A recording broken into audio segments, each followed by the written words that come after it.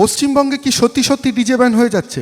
পশ্চিমবঙ্গ সরকার কি এটা চাইছে একটা নির্দিষ্ট শ্রেণীর মানুষের কাছ থেকে তাদের রুজি রোজগার কেড়ে নিতে? এটা কি পশ্চিমবঙ্গে হতে চলেছে যে কয়েকদিনের মধ্যেই প্রত্যেকটা ডিজে ব্যবসায়ীকে নিজের ব্যবসা বন্ধ করে ঘরে বসে থাকতে হবে? তো এই ভিডিওটা প্রথম থেকে শেষ অবধি আপনার জন্য। আজকে যে নিয়মগুলো চালু হয়েছে সেগুলো অ্যাকচুয়ালি কি, এটা সম্পর্কে কোনো ডিটেল ভিডিও কোনো ক্রিয়েটারকে আমি বানাতে দেখিনি। তারা কেন বানাননি আমি বুঝতে পারিনি, কিন্তু আমার কোথাও একটা গিয়ে মনে হয়েছে এটা সম্পর্কে সকলের সচেতন থাকা দরকার। আমাদেরকে এই প্রত্যেকটা নিয়ম জেনে তারপর কাজ করা প্রয়োজন। আজ পশ্চিমবঙ্গে নির্বাচনের ফল ঘোষণার পর, পশ্চিমবঙ্গে নতুন সরকার গঠন হওয়ার পর আপনার যদি মনে হচ্ছে এই নিয়মগুলো হঠাৎ করে উদয় হয়েছে, তবে আপনাকে জানিয়ে রাখি একদমই না। এই নিয়মগুলো অনেক দিন আগের থেকেই আছে। বাংলাতে কিছুদিন ধরে ডিজে ব্যান এই কথাটা চলে আসছে। শব্দ দূষণ নিয়ন্ত্রণের জন্য বেশ কিছু নিয়ম সরকারের পক্ষ থেকে ঘোষণা করা হয়েছে এবং প্রত্যেক কটা থানা থেকে প্রত্যেক কজন ব্যবসায়ীকে ডেকে এই নিয়মানুবর্তিতা সম্পর্কে কিছু কথা বলা হয়েছে। কিন্তু আমার প্রত্যেক কটা ভিডিও দেখে মনে হয়েছে প্রশাসনিক লেভেলের সাথে সাউন্ড ব্যবসায়ীদের একটা কোথাও গিয়ে ঠিকঠাক সমঝোতা হচ্ছে না। সমঝোতা মিন্স আমি এটা বলতে চাইছি যে কটা নিয়ম প্রকৃতপক্ষে চালু করা হয়েছে সেই কটা নিয়ম সম্পর্কে অবশ্যই এটা কথাও নয়। যারা সরকারি অফিসার, যারা প্রশাসনিক লেভেলটা দেখেন, থানাতে বসে প্রশাসনিক লেভেলটা মেনটেন করেন, তাদের পক্ষে এই নিয়মগুলো জানা পসিবলও নয়। তবে এর কিছু প্র্যাকটিক্যাল নিয়ম আছে, কিভাবে কি পরিমাপ করা যেতে পারে সেগুলো নিয়ে আমরা অবশ্যই কথা বলবো। আমরা এখন সবার প্রথমে জেনে নিই যে আমাদের পশ্চিমবঙ্গের মধ্যে সরকার অ্যাকচুয়ালি কি নিষেধাজ্ঞা জারি করেছে। এখানে পলিউশন কন্ট্রোল বোর্ডের শব্দ দূষণ নিয়ন্ত্রণ বিধি 2000 অনুসারে বলা হয়েছে যে সময়ের কিছু নিয়মানুবর্তিতা থাকবে। রাত্রি 10টা থেকে সকাল 6টা পর্যন্ত যে কোনো স্থানে লাউডস্পিকার বা বক্স বাজানো সম্পূর্ণভাবে নিষিদ্ধ থাকবে। এই কথাটা যদি আপনারাও গুগল করে দেখেন যে ডিজে নিয়ন্ত্রণে সরকারি নিয়মগুলো কী কী, আপনারাও সেখানে গিয়ে দেখতে পাবেন। এবং আবাসিক জনবহুল এলাকাতে কিছু শব্দের ডেসিবেল মাত্রা অর্থাৎ ডিবি লিমিটেশনস করে দেওয়া হয়েছে।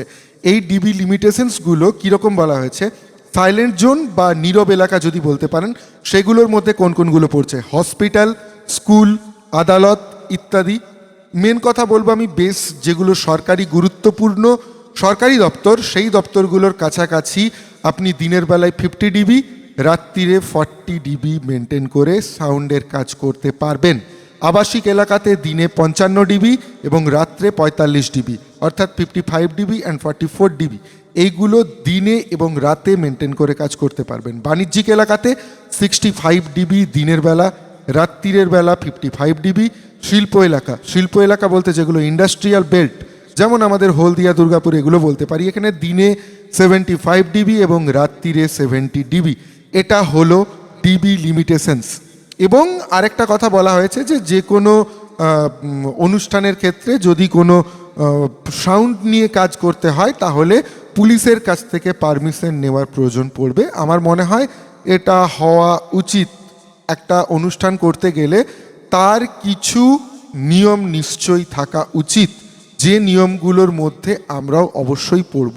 এখানে আরেকটা কথা, অফিসিয়াল না হলেও আনঅফিসিয়ালি এটা বোঝাই যাচ্ছে যে আমাদের মার্কেটে যে সকল অস্বস্তিকর গানগুলো বাজে সেগুলো সম্পর্কে প্রশাসনের একটু অসুবিধে আছে। আচ্ছা, এটা অবশ্যই আমি বলবো হ্যাঁ ঠিকই, এটা একটা অস্বস্তিকর ব্যাপারই হয়ে যায়।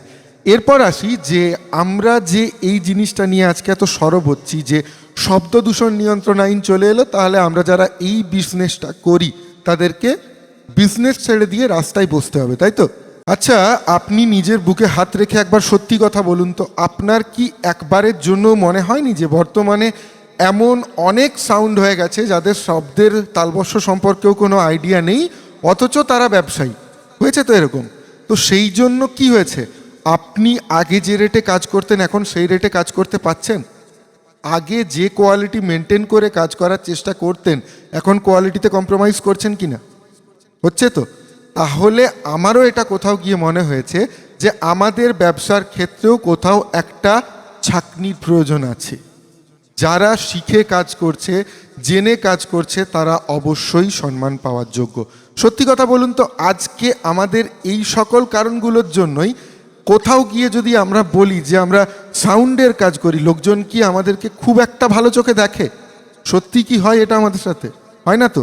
তাহলে আজকে এই নিয়মগুলো যাতে মানা যায়, চলুন আমরা সেই চেষ্টাটাই করি। দেখুন, এরপরে যদি বলি যে এটাতে কি ক্ষতি হয়, তাহলে ক্ষতিটা মারাত্মকই হয়।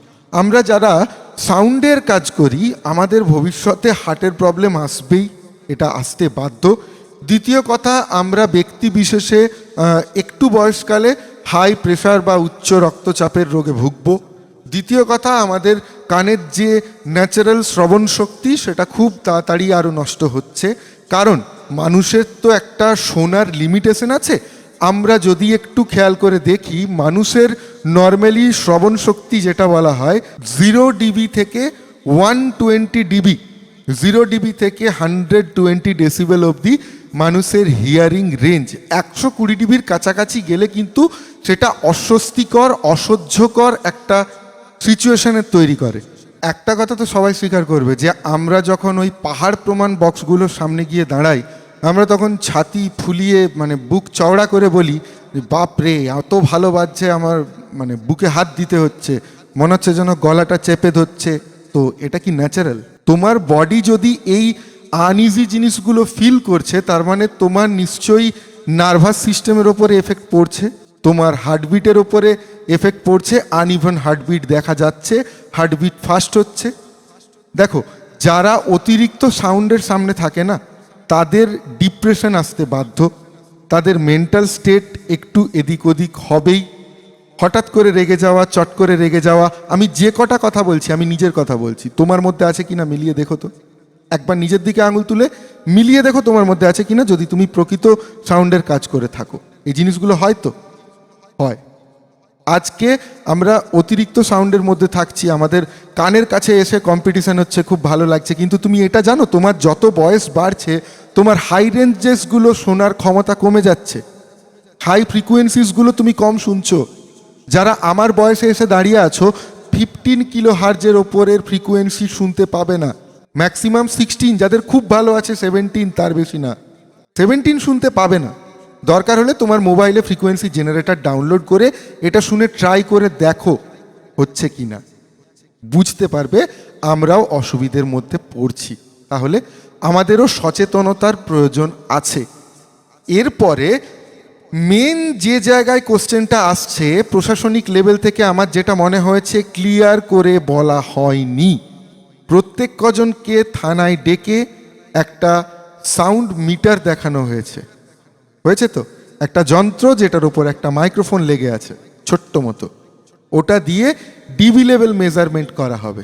দেখো, যারা প্রফেশনাল লেভেলে কাজ করেন তাদের কাছে একটা কথা খুবই নোন, যেটা আমি বলতে পারি যে প্রফেশনালদের কাছে যে টেক রাইডারটা আসে একটা প্রপার প্রোগ্রাম হবার আগে, সেখানে কত ডিবি লাউডনেস প্রয়োজন আছে সেটা এক্স্যাক্ট মেনটেন করে দেওয়া হয়।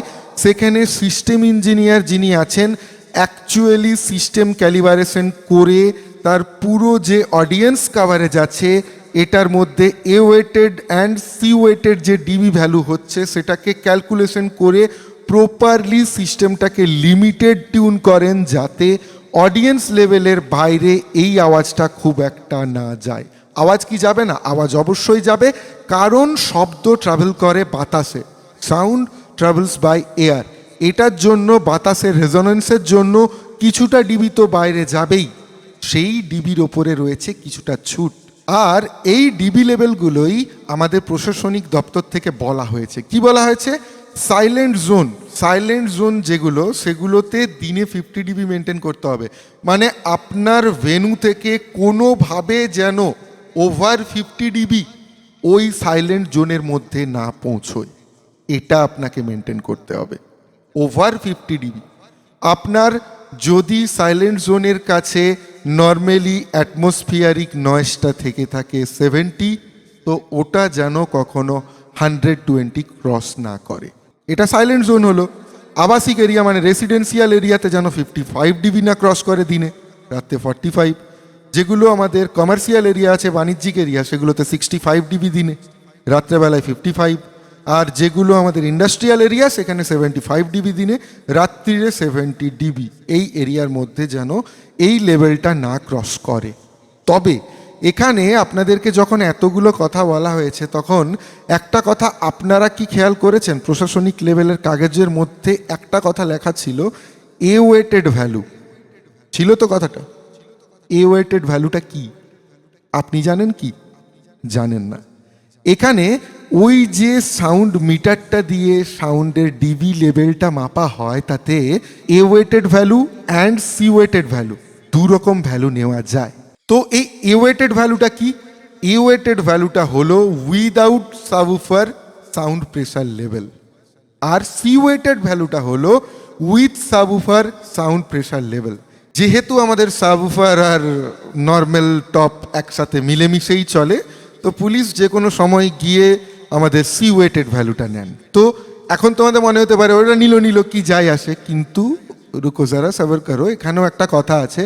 এই যে ছবিটা ডিসপ্লের মধ্যে দেখতে পাচ্ছ, এটা আমার স্যারের কাছ থেকে পাওয়া একটা ভেনুর ডিজাইন গ্রাফ। এখানে যদি আমি জুম করে দেখাই, একটা এ ওয়েটেড ভ্যালু আছে, একটা সি ওয়েটেড ভ্যালু আছে। দুটো ভ্যালুর মধ্যে কিন্তু 8 থেকে 10 ডিবি ডিফারেন্স থাকবে।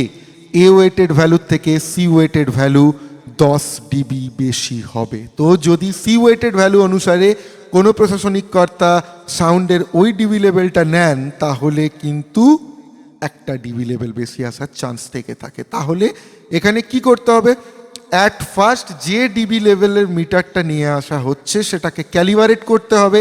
ক্যালিবারেট করার পর ভেন্যু থেকে যতটা দূরে রেসিডেন্সিয়াল এরিয়া আছে বা সাইলেন্ট জোন আছে বা ইন্ডাস্ট্রিয়াল এরিয়া আছে বা কমার্শিয়াল এরিয়া আছে, সেই এরিয়াগুলোর বাইরে গিয়ে অ্যাটমসফিয়ারিক সাউন্ডের সাথে এটা ক্যালকুলেট করে দেখতে হবে অ্যাকচুয়ালি ওই লাউডনেসটা ক্রস করছে কিনা। তবেই গিয়ে দোষী সাব্যস্ত করা যাবে শব্দ দূষণ নিয়ন্ত্রণ বিধি অনুযায়ী। আচ্ছা, এখানে আরও কিছু কথা। শব্দ দূষণটা তাহলে আমরা যারা গ্রামে গঞ্জে কাজ করছি, আমরা তো এত অ্যাডভান্স নই। আমরা প্রত্যেক কটা সেটআপের মধ্যে স্মার্ট লাগিয়ে ক্যালিবারেট করে ডিবি লেভেল মেনটেন করে কি কাজ করি? করি না। কারণ আমাদের 70-80% মানুষের কাছে সেই প্রপার নলেজটা নেই। তো বন্ধু, সময় এসেছে সেই নলেজটা একটু একটু করে কালেক্ট করতে হবে, যুগের সঙ্গে এরপর আপডেট হতে হবে। এতদিন যারা সত্যিই জেনে কাজ করতেন, মনে হতো যে ভাই আপনার কেউ ভ্যালু করে না, আপনি ভ্যালু পেতে চলেছেন, কারণ আপনি নিয়ম মেনে এতদিন কাজ করছিলেন। বাকিদেরকেও এখন সেই নিয়মের আওতায় আসতে হবে। যদি কখনো প্রশাসনিক কর্তা এসে আপনার স্পিকার থেকে 1 হাত দূরে ডিবি মিটার অন করেন, তাহলে তো মিটারটাই বাস্ট করবে, হবে না? তাহলে আপনি সেই সময় কি করবেন? দেখুন, স্পিকারের সেন্সিটিভিটি তো আছে। স্পিকারটার মধ্যে 1 ওয়াট পাওয়ার দিলে 1 মিটার দূরে সে কতটা লাউডনেস দিচ্ছে। ইন জেনারেলি ধরে রাখুন আপনার স্পিকার 90-100 ডিবির মধ্যে ভ্যারি করছে, এই লাউডনেসটা দিতে পারে। আর সেই স্পিকার থেকে 1 মিটার দূরে গেলে যে লাউডনেসটা আপনি পাচ্ছেন, তার থেকে যখন আপনি আরও দ্বিগুণ দূরে যাবেন তখন লাউডনেস কমবে, 4 গুণ দূরে যাবেন তখন লাউডনেস কমবে। এটা স্কয়ার অনুপাতে কমতে থাকে। তো অ্যাকচুয়াল যেটা নিয়ম, যে আপনার ভেন্যু থেকে, মাথায় রাখবেন সব সময় পয়েন্টটা, অনেকবার বললাম, আপনার ভেন্যু থেকে রেসিডেন্সিয়াল এরিয়া হোক, যদি রেসিডেন্সিয়াল এরিয়া থেকে থাকে আপনার ভেন্যু থেকে সেই রেসিডেন্সিয়াল এরিয়ায় গিয়ে সেখানে ক্যালিবারেট করে ওইখানে সাউন্ড মিটার দিয়ে দেখতে হবে আপনার সাউন্ডটার অতটা ডিবি ওখানে পৌঁছচ্ছে কি না। আমাদেরকে কিভাবে নিয়ন্ত্রণে থাকতে হবে? শুধুমাত্র আপনি আপনার সেট থেকে কমিয়ে দিলেন ইউনিটের সংখ্যা, আপনার মনে হচ্ছে তীক্ষ্ণতা বেশি হচ্ছে, হাই ফ্রিকোয়েন্সিজ তাড়াতাড়ি পৌঁছে যাচ্ছে। বন্ধু, সাউন্ডের মধ্যে যতগুলো ফ্রিকোয়েন্সি আছে, হতে পারে তাদের ওয়েভলেন্থ কম বা বেশি, কিন্তু তারা প্রায় একই সময়ে গন্তব্যস্থানে পৌঁছয়। হাই ফ্রিকোয়েন্সিজের মধ্যে অতিরিক্ত এনার্জি থাকার জন্য এদের ওয়েভলেন্থ অনেক কম হয়, এরা অনেক স্পিডে ট্রাভেল করতে পারে। আর এক্ষেত্রে যদি বলেন তাহলে তো আপনার লো ফ্রিকোয়েন্সি দূরে ট্রাভেল করবে কম, না, আপনি ভেবে দেখুন, ওয়েভলেন্থ বড়, সেটার জন্য কিন্তু এমন কিছু ক্ষমতায় নষ্ট হয় না দূরে ট্রাভেল করতে। অনেক দূর থেকেও কিন্তু আমরা বক্সের হামিং শুনতে পাই। এই জিনিসগুলো আমাদের একটু ব্যালেন্স করে চালাতে হবে। গ্রাম বাংলায় ডিজেটা নিয়ে এতটা কেন সমস্যা হচ্ছে? যদি আপনি প্রপারলি প্রত্যেক কটা কোম্পানিকে একটু ফলো করে দেখেন, আমাদের পশ্চিম বাংলার মধ্যে বক্সকে নিয়ে যতটা এক্সপেরিমেন্ট করা হয়েছে, ভালো ভালো নামজাদা কোম্পানিরাও এতটা এক্সপেরিমেন্ট করেনি। এটা আমরা বাংলার ছেলে হয়ে গর্বিত। কিন্তু এক্ষেত্রে একটা কথা বন্ধু, আমরা আমাদের বক্সের থেকে আরও চাইতে গিয়ে নর্মাল একটা সাবউফারকে ব্যান্ড পাস করে করে তার থেকে একটা বিকৃত বেস ফ্রিকোয়েন্সিকে বের করে আনছি। এটা কি অস্বীকার করতে পারবেন? আপনার সেটআপের মধ্যে আপনাকে আধ ঘন্টা যদি দাঁড় করিয়ে রাখা হয়, আপনার কি মাথা ঝিমঝিম হবে না বলছেন? আমার তো হয়। দুটো ফ্রিকোয়েন্সি সমানই ট্রাভেল করছে, কিন্তু এক্ষেত্রে যদি আপনি মনে করেন যে আমি কন্ট্রোলে থাকবো, তাহলেই বা আপনাকে কি প্রিকশন নিতে হবে? আপনাকে সবার আগে যে কোনো প্রফেশনাল শোজে যেটা হয়, এই যে ভেন্যু ডিজাইনটা দেখছেন, এই ভেন্যু ডিজাইনটা করার জন্য কিন্তু সবার আগে জানতে চাওয়া হয়েছিল এখানে গ্যাদারিং কত হবে, কতটা জায়গা আমাকে এক্স্যাক্টলি কভার করতে হবে। সেটা অনুসারে এখানে এসপিএলটাকে ডিজাইন করা হয়েছে। বন্ধু, অনেকেই জানেন যারা প্রফেশনাল লেভেলে কাজ করেন, যারা জানেন না তাদের জ্ঞাতার্থে বলে রাখি, যে কোনো প্রফেশনাল কোম্পানির এল অ্যাকোস্টিক বলুন, আরসিএফ বলুন, জেবিএল বলুন, ডিএনবি বলুন, ডিবি টেকনোলজিস বলুন, যাকেই আপনি বলবেন, প্রত্যেক কজনের personal subwoofer deployment management software, লাইনারে প্লেসমেন্ট টিউনিং ম্যানেজমেন্ট সফটওয়্যার আছে। ওটা দিয়ে আপনি আপনার অ্যাকচুয়াল পারফরমেন্সকে যেমন বের করে আনতে পারেন, আপনার সাউন্ডটাকেও সেই প্রপার লিমিটেশনের মধ্যে রেখে চালাতে পারেন। দ্বিতীয় কথা, আমাদের প্রোগ্রামে যে সকল প্রফেশনাল সেটআপগুলো চলে, তাদের কারোর মধ্যে দেখেছেন কি কোনো রকম বিকৃত ডিজাইন করে একটা বিরক্তিকর ফ্রিকোয়েন্সিসকে বের করে আনা হচ্ছে? যত প্রফেশনালসের দিকে যাবেন, দেখবেন সাবউফার ফ্রিকোয়েন্সিসগুলো আরও সফট হয়ে যাচ্ছে। এল অ্যাকোস্টিকের ক্ষেত্রে আমি যদিও খুব পণ্ডিত ব্যক্তি নই, তবুও যেটুকু জানি 55 থেকে 60 হার্জ 65 হার্জের মধ্যে এই সাবউফারগুলো ড্রাইভ হয়। কতটা সফট ফ্রিকোয়েন্সি দেখছেন? বাট আমরা কি করছি, আমরা আমাদের এখানে 140, 130, 150 এরকম ফ্রিকোয়েন্সিসে চলে যাচ্ছি, যেটা লো আর লো মিডের একটা বিকৃত মিক্সিং টাইপের চলে আসছে তার সঙ্গে। আর এইগুলো আমাদের এখানে তৈরি হওয়া যে গানগুলো আছে, সেই টাইপের গানগুলো থেকে আরও বেশি করে তৈরি হচ্ছে। আপনি যদি একটা নর্মাল গান বাজান, নর্মাল অনেক নাচের গান আছে। আজ থেকে আমার বাবারই 30 বছরের বেশি সময় ধরে সাউন্ডের ব্যবসা, তো আমি অনেক ছোট থেকে দেখে আসছি ব্যবসাটাকে, অনেক কাছ থেকে দেখে আসছি। আমিও একজন শব্দ শ্রমিক। তো এই জায়গায় দাঁড়িয়ে বলবো, আগে এতটা বিকৃত গান ইউজ বোধহয় হতো না, নর্মাল গানের ওপরেই নাচানাচি হতো। চলুন আরেকবার চেষ্টা করে দেখি আমরা যদি সেই জায়গাটায় ফেরত আসতে পারি, কারণ একটা লাইভ কনসার্টেও হাজার হাজার মানুষ কিন্তু নাচ করেন। এরপরে এখানে অনেক কথা হতে পারে যে হ্যাঁ, যখন সবাই মত্ত হয়ে থাকবে কিছু একটা তরলের নেশায় বা কিছু একটা নেশায়, তখন কি হবে? দেখুন, সময় লাগবে, কিন্তু এই জিনিসগুলো আমাদেরকেই মেনটেন করতে হবে। আমাদেরকেও আবার অরিজিনাল গানে ফেরত আসতে হবে। এই ডিবি লেভেলগুলো কিছুটা মেনটেন করে চালাতে হবে। এমনিতেই যদি দেখেন, কোভিডের পরের থেকে হার্টের রোগীর সংখ্যা অনেক বেড়ে গেছে, নার্ভের পেশেন্ট অনেক বেড়ে গেছে। তো এগুলো হচ্ছে, কেন হচ্ছে, কিসের জন্য হচ্ছে জানি না, কিন্তু আমাদের সচেতন হবার সময় এসেছে। তো আমরাও চেষ্টা করব যে একটা অস্বস্তিকর জায়গা থেকে বেরিয়ে এসে সবাই মিলে, প্রশাসনের সাথে মিলেই আমরা এতটা ভাবছি, অবশ্যই ভাবা দরকার যে আমাদের কি সত্যি ব্যবসা বন্ধ হয়ে যাবে? না, ব্যবসা বন্ধ হবে না।